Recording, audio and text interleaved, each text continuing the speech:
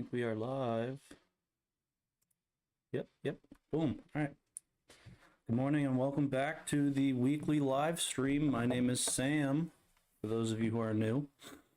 A few minutes late today because I was fulfilling one of my accountability manifestations of making sure that my car was dropped off at the auto repair to get an oil change. But welcome for those of you who are new. For those of you who are new, I like to go live every Monday through Friday from 8 a.m. EST to about 8:30, depending on how long the content takes, to get recordings of 3 videos that will go up later on the YouTube. So sit back, relax, and enjoy the look behind the screen. Oh God, do we have to update? Update, Eric. All right, let's see. Make sure the tablet's working. Make sure I have my... So while I get set up, the 3 videos that we're going to record today, the first will be talking about a game of the day. The game of the day is a board game that has been on my mind recently or that we've been enjoying playing. I'll talk about the mechanics that I find to be interesting and enjoyable that make this game unique and why it's in our collection. Then we'll move into a brainstorming challenge where we'll take the game of the day and add a random game mechanic into it. And then we'll finish up by designing a board game in 5 minutes or less. And so with that out of the way, let me set up a couple things off screen and then we'll start in on the first video.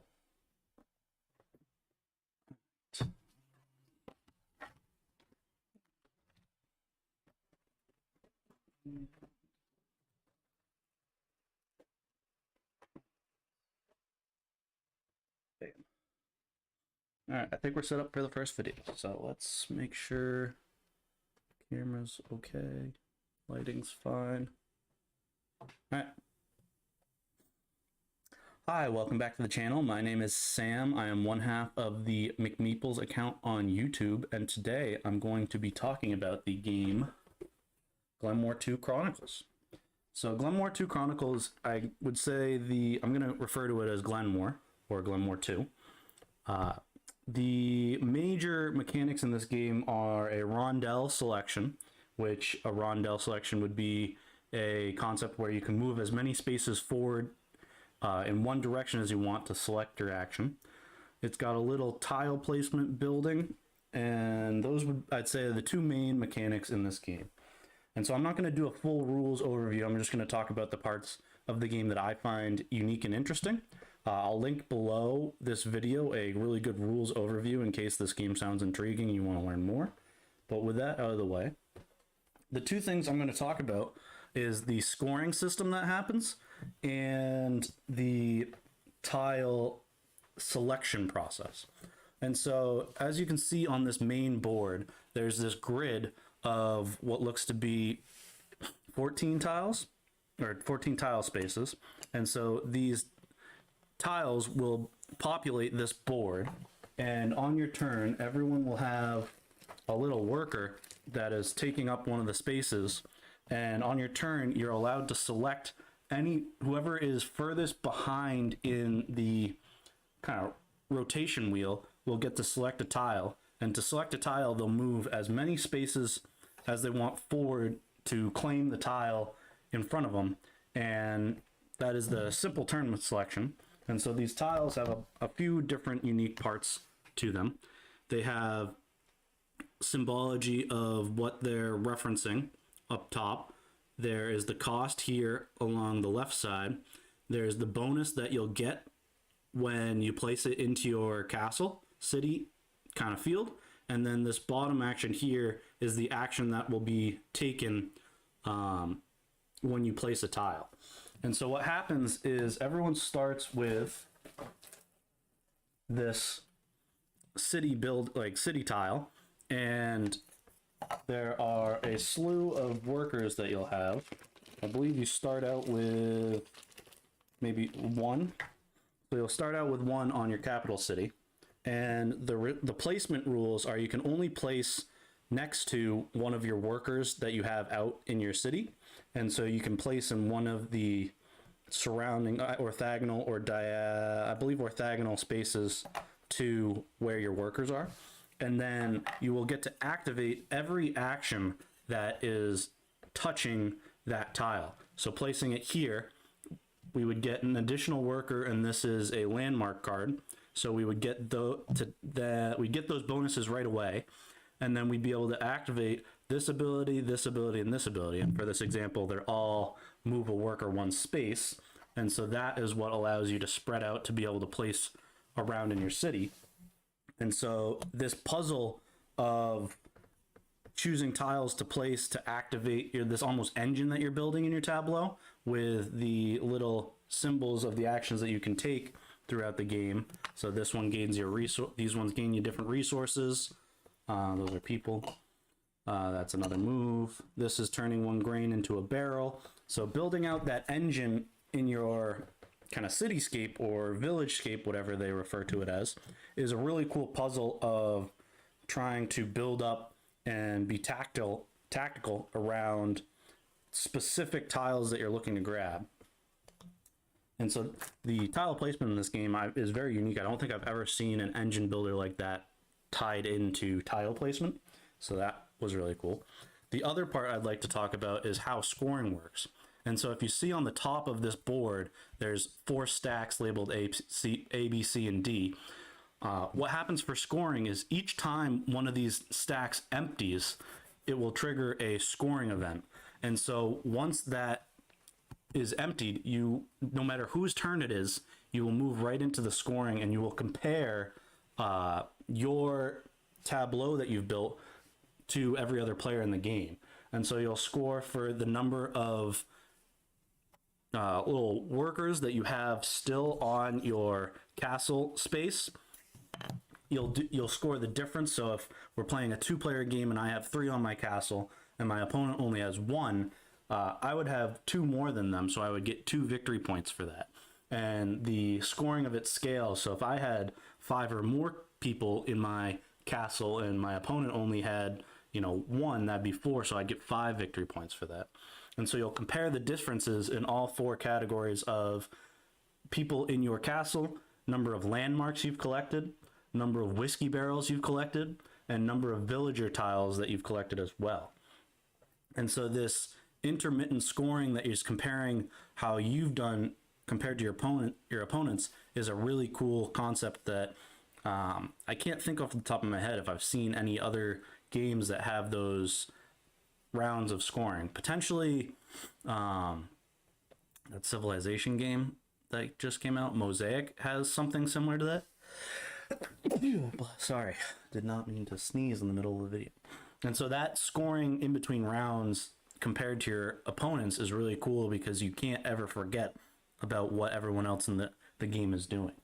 And the last scoring factor that I think is really cool is at the end of the game, you will compare how many tiles you've placed in your city, and whoever has the most will lose 3 victory points for each tile that they have in difference. So again, in this 2-player game, if I have 7 tiles and my opponent has 9, they would lose 6 points because they have 2 more tiles in their city than you.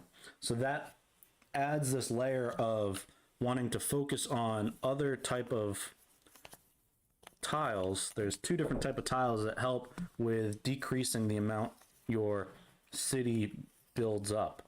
And one of those I've got, and the other one is still probably in the box. So there's 2 type of tiles. There's citizen tiles, I believe, or people tiles, which when you claim one of these, instead of placing into your tableau city, you'll instead get to spread out on this board claiming one of the bonuses. And so you'll get an instant one-time bonus, but it'll keep your city from expanding too large. And then you have these development tiles, which have this symbol up here that show that they can be placed on top of other tiles in your city. So it gives this puzzle of, if you can build out really far, you'll gain this powerful engine and be able to take a lot of actions when you place tiles. But at the end of the game, you want to make sure that you haven't built way too big compared to the rest of the people in the game, because then you'll lose a chunk of victory points. And so the tile placement engine building in this game and the fact that the scoring is dependent on the broken up between rounds for when the tile deck's empty are my two favorite mechanics in the game Glenmore 2. I'd love to hear in the comments below what some of your favorite mechanics are.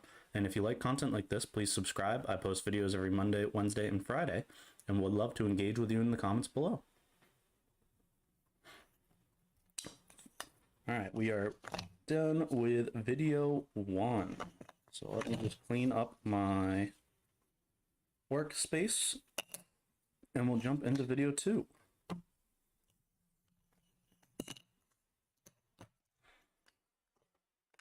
How's everyone doing this morning? A little rainy and dreary up here in New Hampshire. Alright, so the next video we're going to do is we're going to take the game Glenmore 2 Chronicles, and we're going to add a random game mechanic into it. So let's make sure we have that tab open on our separate screen. And make sure that we're still sharing screens there. So we'll add a new page and start video 2. Hi, welcome back to the channel. My name is Sam, and in today's brainstorming exercise, we're going to take the board game Glenmore 2 Chronicles and add a random board game mechanic into this published game.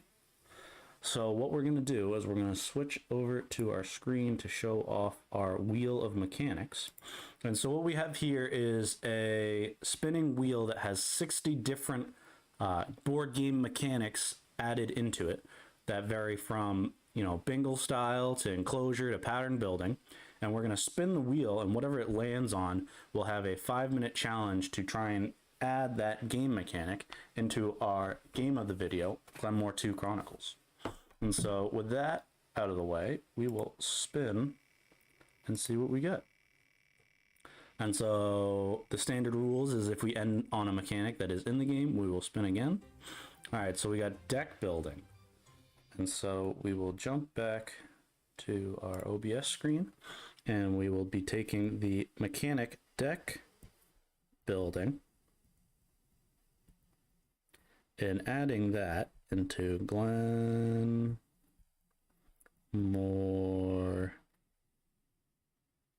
2 Chronicles.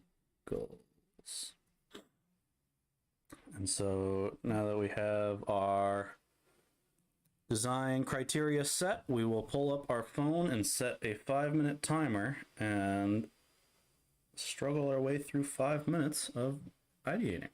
So we will start the timer. And so deck building, we have a set number of decks. So I'm gonna just draw some of the elements to begin to allow my brain to think. So we have our kind of tableau that we'd be building out, and potentially the so I think this would have to replace or modify the character element in the game. And so in the game of Glenmore, instead of building tiles like this, you also have the opportunity to claim these character cards, which are ways to claim bonuses on a side board. And so instead of that, potentially we would have all of the characters in the game that you would be able to claim to your village, and they would have a one-time bonus at the top of them and a cost to gain them here at the bottom. And so this would be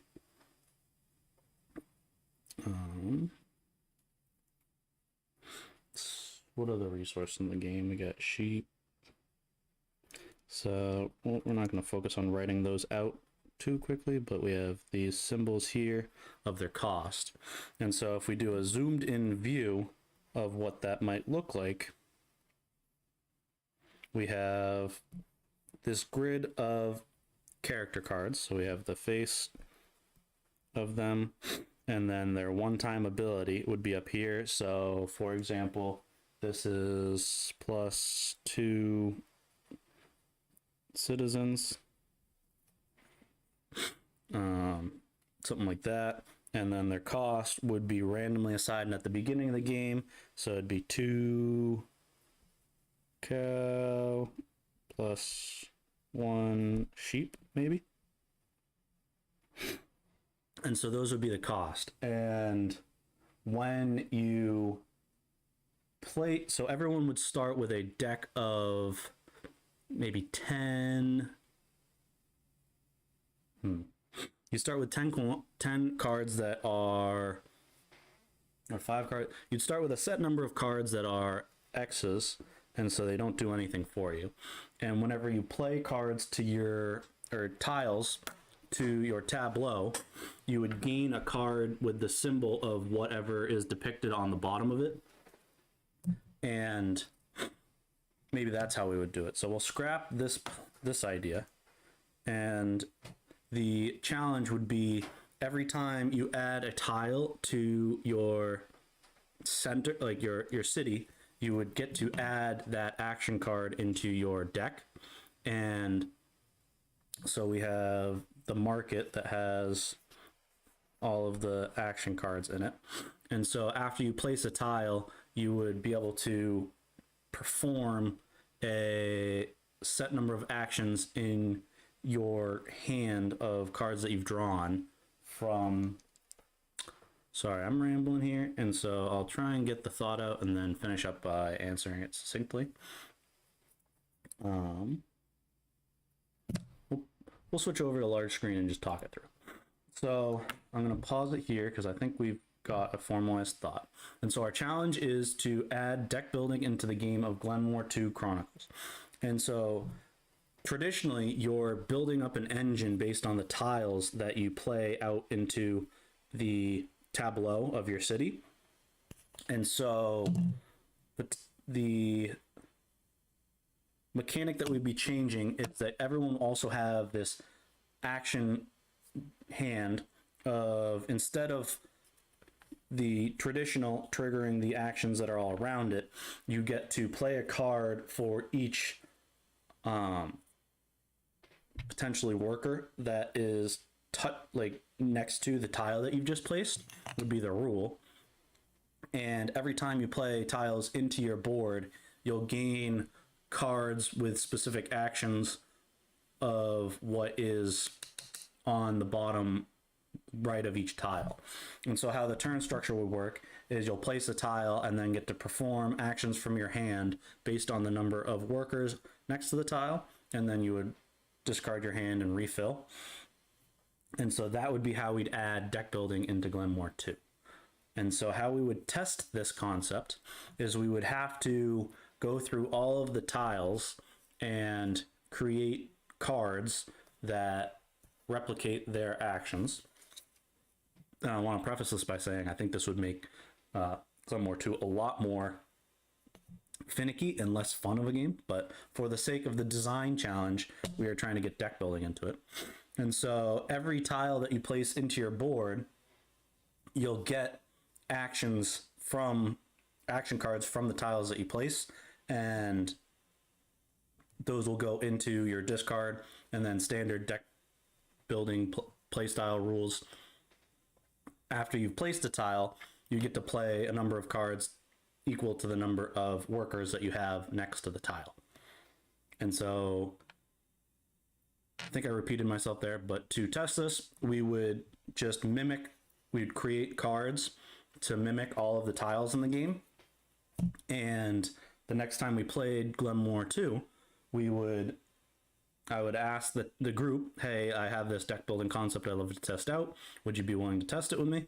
And if they said yes, then I would tell them that, okay, instead of the engine building portion of the game, we're replacing that, and these are just adding cards to your deck. And after you've placed a tile, you can then take the number of actions, as we said in the video, number of actions per the workers next to the tile as cards that you get to play from your deck. So I think I rambled a lot there. I apologize, but that is my way that I would add deck building into Glenmore 2.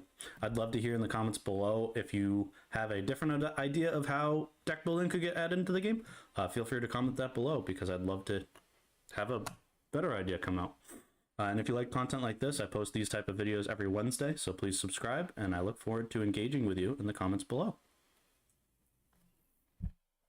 All right, we are 2 videos down, 1 more to go. So we don't need Glenmore anymore, so I will pick that up in a second. So the last thing we have to do is the designing a game in 5 minutes. So we'll change screens over here and intro that video. All right, gonna grab some water real quick.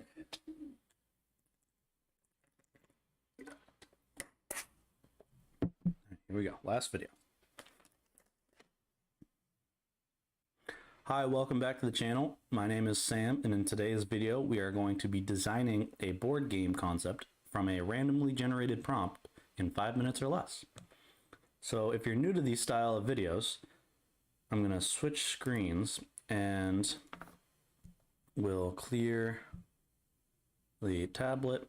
And if you look in the top right of the screen, we have a cropping of this game idea generator from a website called letsmakeagame.net, and they have this really powerful tool that will give us a genre, rule, setting, and theme for us to design around. And so once we click the generate button, we'll set our phone to be on a 5-minute timer so that we don't go too long, and that the goal is to feel the pressure to at least get something on the page. And so we'll generate a prompt, we'll work on it for 5 minutes, and then once the 5 minutes are up, we'll recap where we got to with this concept and quickly talk about the next steps that I would take to take this concept idea and get it to a point where it was able to be play tested. So without further ado, let's generate. So we got the genre is third-person shooter, the rule is side effects, the setting is high fantasy, and the theme is descent into madness. And so this feels fairly open. So to make it a little more directional, in today's live stream, we talked about Glenmore 2 Chronicles. And so the additional rule is that we have to include a mechanic that is influenced by Glenmore 2. So we need a mech influenced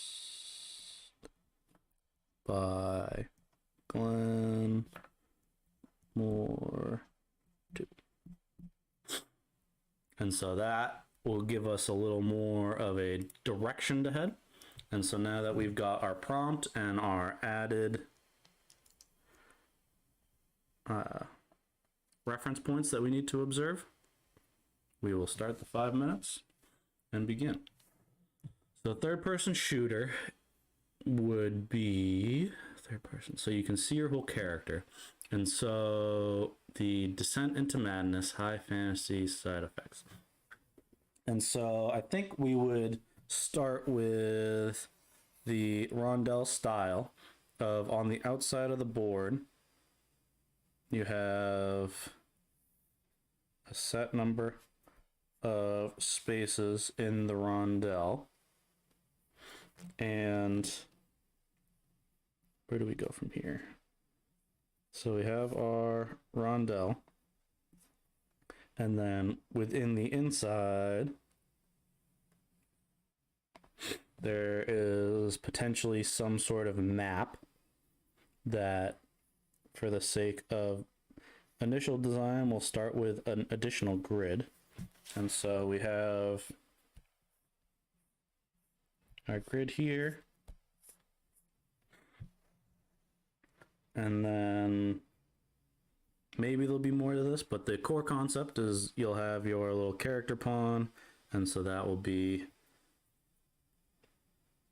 black. We can change colors to have a blue player.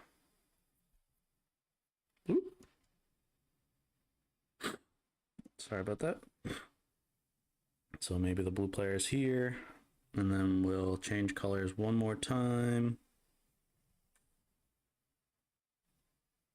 And have the red player here.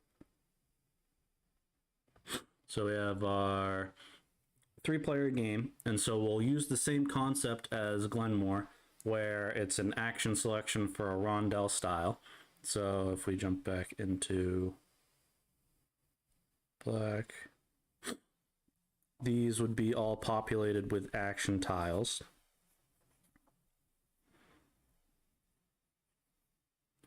And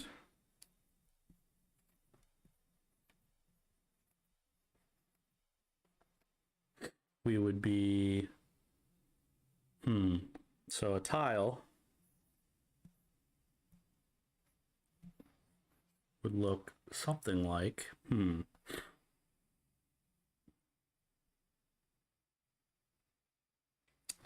maybe there's a cost to it. There. We got the art of the action there. And then potentially an effect or something here. So there'd be a bunch of those style tiles populated. And there is potentially a player board that you have the character you're playing as, and this grid that can hold is like your action queue. So potentially it's a grid of, you can program up to 4 actions. And instead of a cost, you have to pay the cost in the form of a side effect.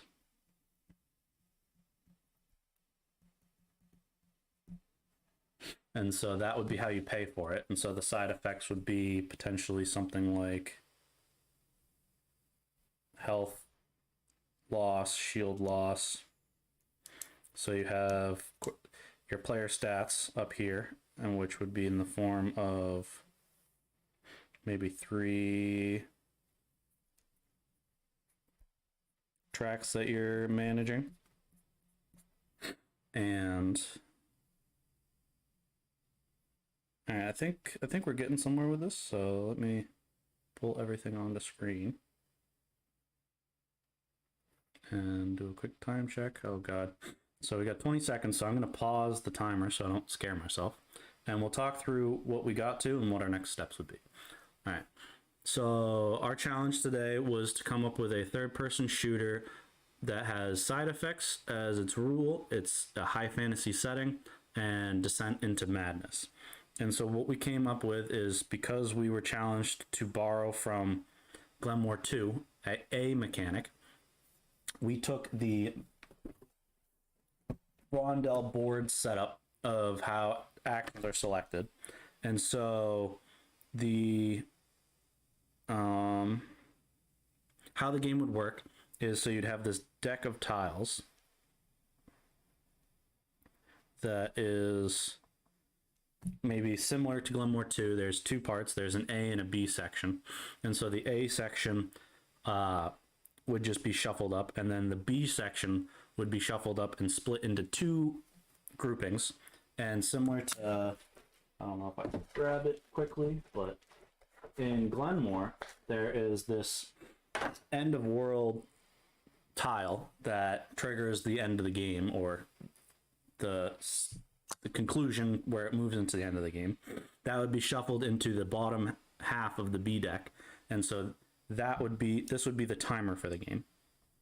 And so how this game works is you're balancing your 3 resources of health, shield, and madness. And on your turn, whoever is furthest back in the rondel will select a tile from here to add to their player board. And so in your player board, you have an action queue. And so after you select a tile, you'll perform this action cue from left to right. And that is like the main structure of how the core of the game is. Furthest in back in the rondel will select a new tile to add into their rondel, and then you'll perform your action cue on your player board from left to right. And what you're trying to do here is be in this map the last person to survive. And so these different tiles have a side effect that you would have to overcome when you add it into your player board. And so some of those might just be that you have 3 turns that the card isn't active and that your shield is set to 1, and then afterward you get full shield. Side effects like that in order to track it, you potentially have numbers on the side of the tiles of 1, 2, and 3. And so each tile has a side effect that you have to overcome to add it into your action cue sequence. And your goal is to be the last to survive in this map. And once the ending tile is populated, there will be no more drafting and adding of tiles into your action queue. The rest of the game will be spent going back and forth between players, taking turns until there is only one player with health remaining. And that's sort of where we got to with this idea. So in order to make it testable, the main thing we would have to focus on is creating this stack of tiles and figuring out what those actions are and those abilities. And then we could quickly make this board by just doing probably a 5x5 grid in the middle here, and then making the action cues there. So this game wouldn't be playable until we at least had maybe, I don't know, if we were going to test it at 2-player first to see if it was any fun. My gut's saying that maybe there should be at least 10 A actions and 10 B actions, and we'll just double it so that there'd be 40 tiles total. And so that is where I'd start. I wouldn't worry about player powers yet. Wouldn't worry about that. I would arbitrarily set the different tracks to be capped at maybe 6 points, and we wouldn't worry about adding in that Descent into Madness. Maybe that is just a tracker that as you select more powerful tiles, they're pushing your madness tracker up. And so if you ever hit this point where you exceed the level of madness, that is another way to lose. And so without rambling too much on this concept, we'll end with saying that we got a solid idea here. We'd have to come up with 10 different effect tiles for each of the A and B's, and then we would come up with a final combat tile as sort of when that's flipped. Once somebody crosses that one, there would be no more drafting of tiles, and I would probably pour all of this into Tabletop Simulator and then see if anyone would be willing to test it out with me. So with that concludes today's brainstorming challenge. I'd love to hear in the comments below what you think of this concept. I think there is some legs to it, and I'd love to see what your thoughts are based off of the prompt. And if you like these style of videos, I post specifically the brainstorming design in 5-minute challenges every Friday. So feel free to follow along and subscribe, and I would love that.